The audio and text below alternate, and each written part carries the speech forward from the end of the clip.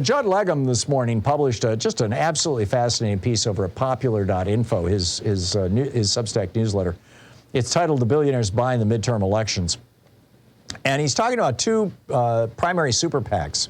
And keep in mind, all this was made possible by the 2010 Citizens United decision by 5 Republicans on the U.S. Supreme Court.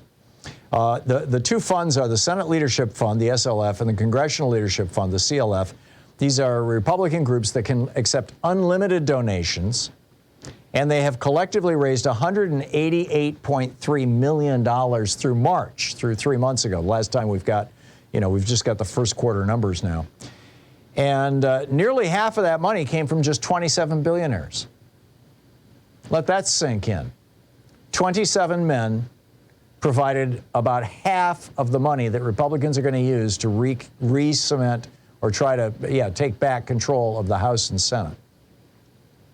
An additional $40 million of the money to the SLF and CLF came directly from corporations.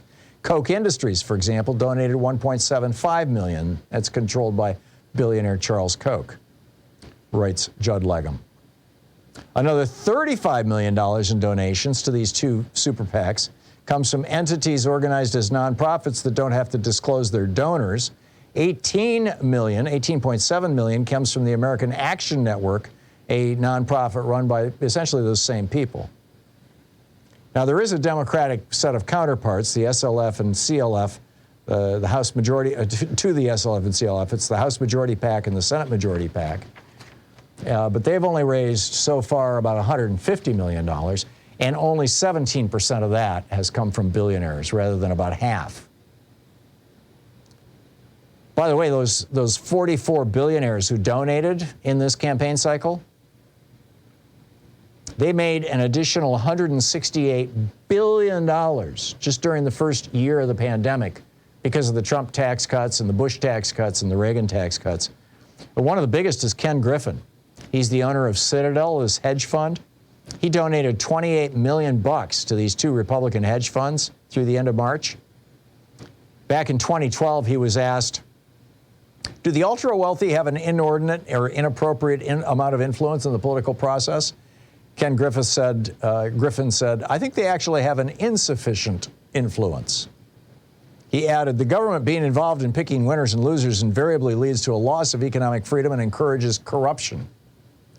Which is kind of rich, given that Ken Griffin owns and runs a hedge fund, it's called Citadel, that back in 2008 was the counterparty to AIG. Remember when AIG went under? It could have taken Citadel with it if the Bush administration had not bailed them out. They gave AIG $182 billion in taxpayer bailout, and part of that was $200 million in cash that went right to Ken Griffin's hedge fund. So his hedge fund, which would have been bankrupt, got bailed out by the government, and now he's saying we've got to elect Republicans because when government bails out organizations, that's corruption. Right.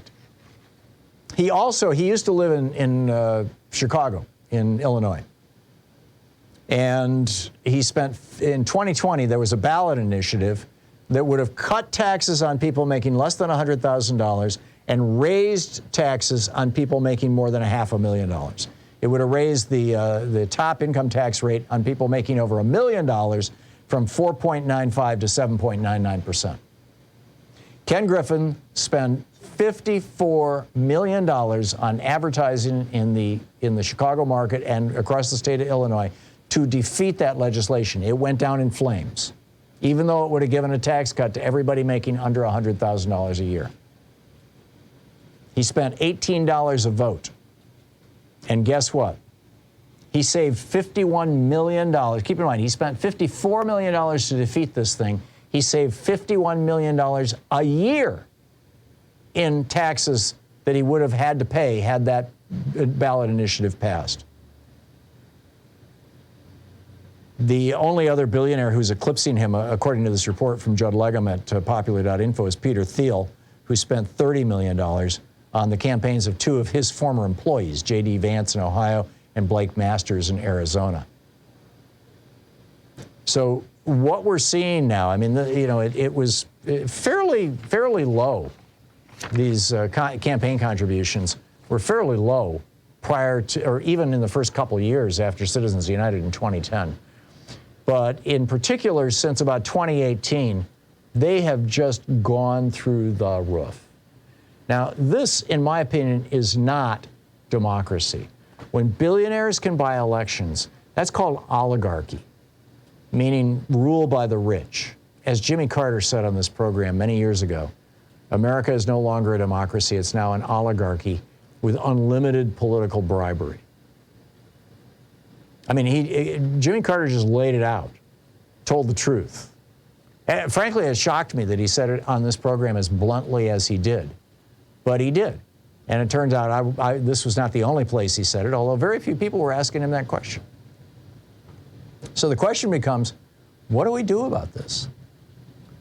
Do you have thoughts on this? I mean, obviously we need to raise taxes on these guys, but how can you do that when the Supreme Court says they can spend unlimited money to either destroy the politicians who are trying to raise their taxes or stop ballot initiatives when politicians fail to do it? How do we get around this? I mean, obviously we need to roll back Citizens United, but the billionaires are going to stop that too. How do you unseat an oligarchy? If you have suggestions, I'd love to hear them.